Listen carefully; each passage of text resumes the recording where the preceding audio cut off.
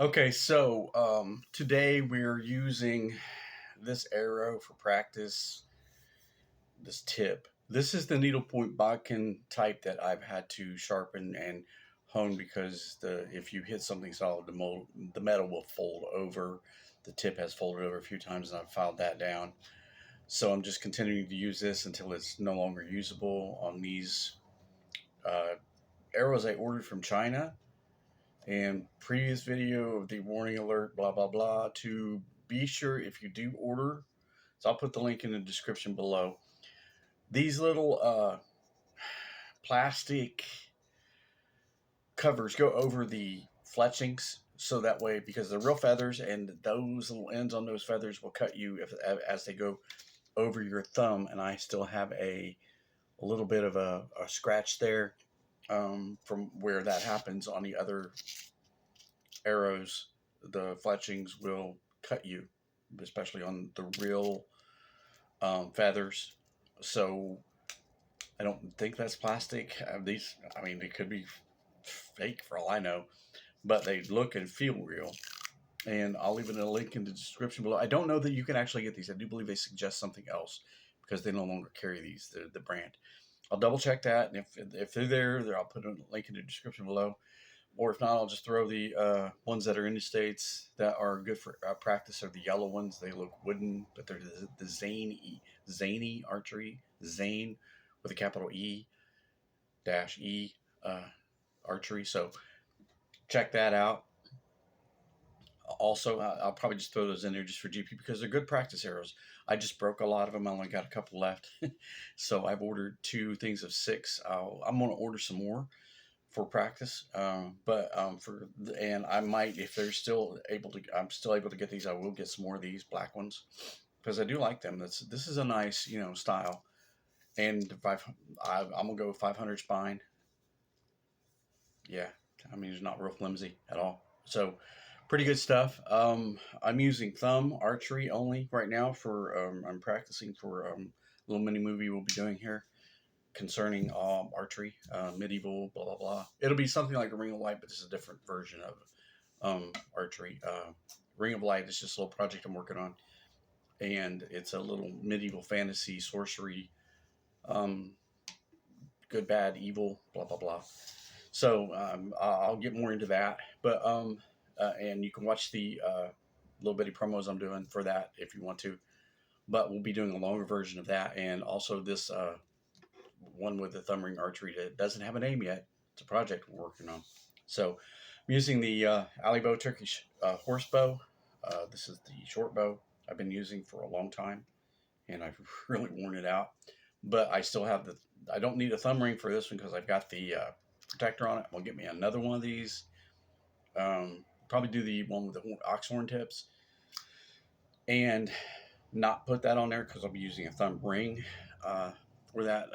I've got some. I just want a specific type of Audubon type thumb ring, so I'm going to grab that up and get that going.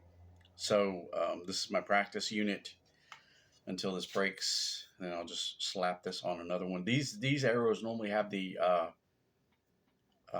big silver cutters on them, or stainless steel cutters. I This is like a carbon steel that's really soft, pliable. It will bend. I have another one like this also with an arrow tip on it like this, a different arrow.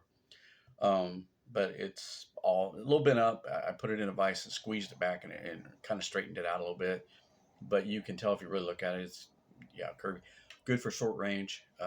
Not something I would shoot at 50 yards because it would not be true to its impact to where I'm aiming at. So that being said, Sunday is fun day. Not really. It's really the last day of super cold air, and then it's going to go up in temperature Wednesday, 50 degrees. So we're going to go from 1 degree to 50 degrees. I mean, it's a huge turnaround. And this happened to us last year as well. We got the negative 50s, and a couple days later, it was literally negative 53, I do believe 52, something like that. And that was on the 23rd and 24th, 22nd, 23rd, 24th of last year. Well, the year before. It's 2024, so 2022 was very cold. 2023, that very end was cold.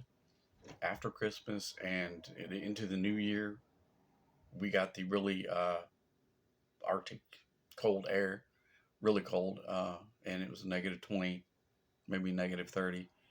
So not quite as cold as last year, but after -20, I do believe it doesn't really matter how cold it is. You're still up to frostbite on bare skin and all that good stuff. So I was covered head to toe with all my winter gear going out, uh, and it's not a lot of people wear.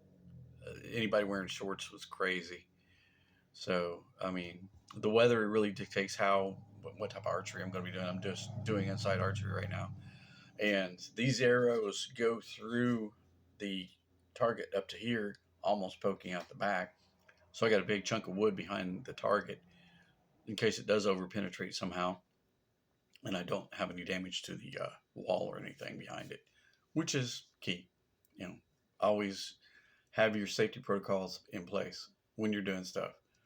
So that being said, this arrow does really well.